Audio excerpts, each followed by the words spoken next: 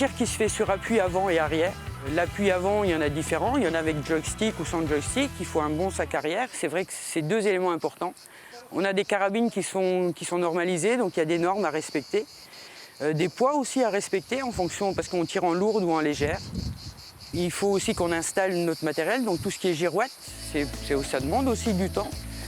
Et puis une fois que ça c'est fait, après on va regarder la température, on va regarder le taux d'humidité pour pouvoir adapter nos doses de poudre.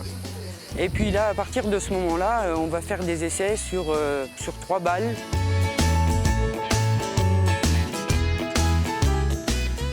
Je m'entraîne assez régulièrement parce qu'on ne peut pas faire autrement. Il y a quand même une certaine discipline à avoir, aussi bien pour la recherche, dans le rechargement. On est obligé d'ajuster nos étuis par rapport à l'arme.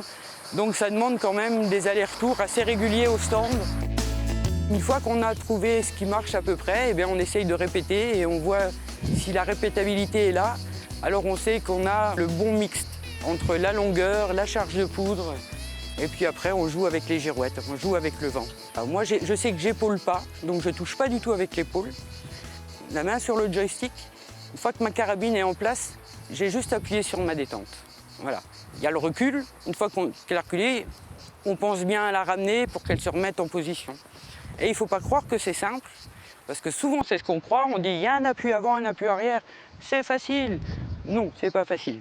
Il faut que le vent devienne votre allié pour pouvoir réussir à faire un groupement correct, quoi qu'il arrive.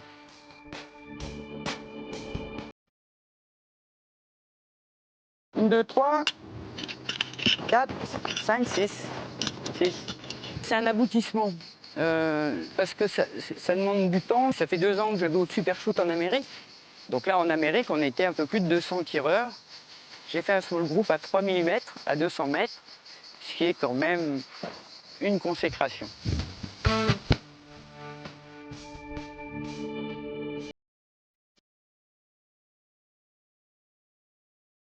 Pour toute personne qui veut à un moment ou à un autre s'intéresser vraiment à l'extrême précision, il faut prendre des contacts.